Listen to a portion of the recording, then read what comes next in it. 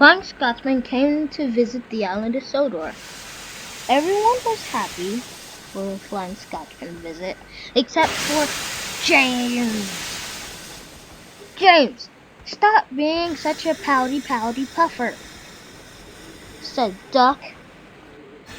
Why should I? That two-tendered freak thinks he's better than everyone.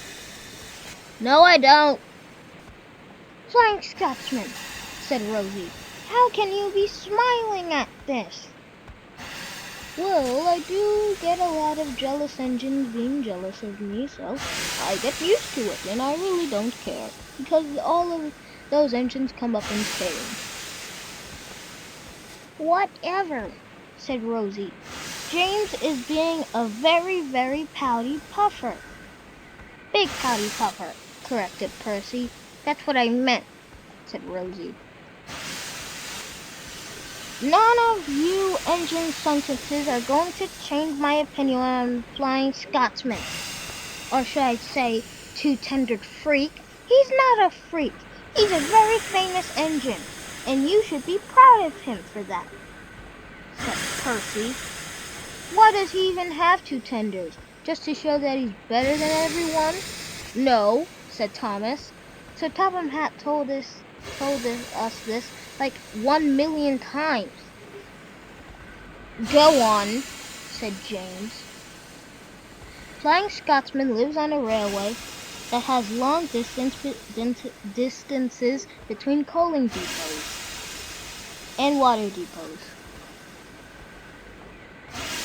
And basically everything that a steam engine needs to power. I would never want to live on the mainland. Whatever, said James, as he steamed out of Wellsworth. Just then, Flying Scotsman yelled, Stop!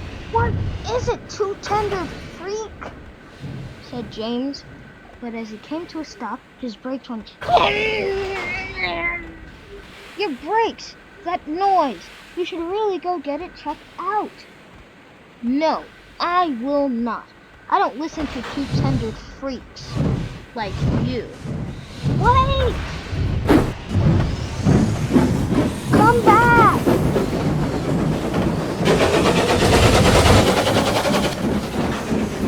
Just then, Flying Scotsman realized, I don't have a lot of coal left, and I'm not going to waste it on James. Yeah, there's no point, Scotsman. James went up Gordon's hill.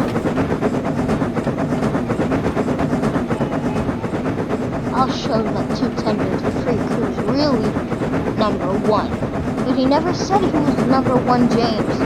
James was so cross that when he got to the top of Gordon's hill, he knocked his driver and fireman off the footplate. But as he went down the hill, I shouldn't have done that! I have no driver or fireman! James tried to stop, but he couldn't without a driver or fireman. A nearby signalman changed James onto a line where they were building a new shunting yard. Alright. Plan accepted. Are we expecting any trains? No, we aren't! James is breaking steel, but it was no good. James flipped and bashed into the truck. Whoa!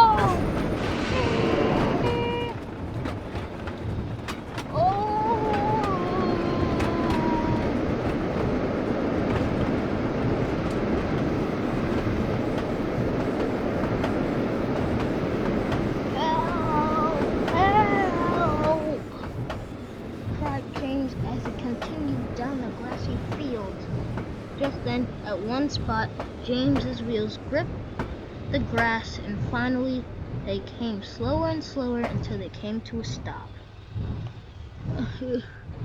Oh, I am a silly engine. I should have listened to Flying Scotsman.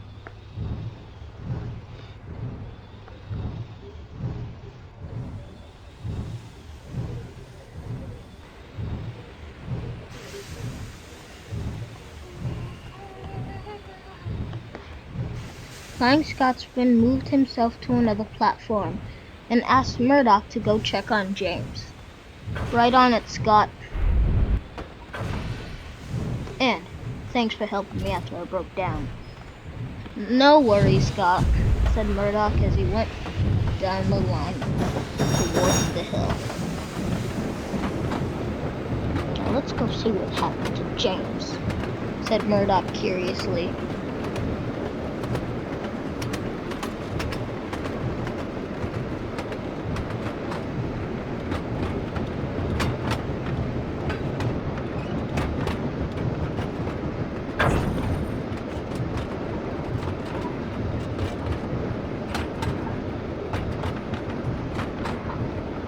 Murdoch came to the bottom of the hill.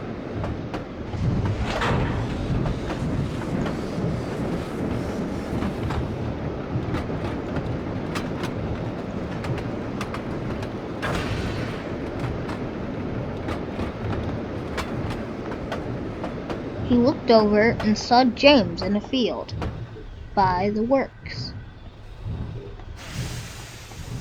Well, where they were going to build a shunting yard, of course. James was in the field feeling sad and miserable. Bingo, said Murdoch. I don't think there are any available cranes, so I think he's gonna have to stay there for at least 2 weeks. Murdoch decided to head back to Wellsworth and tell everyone the news.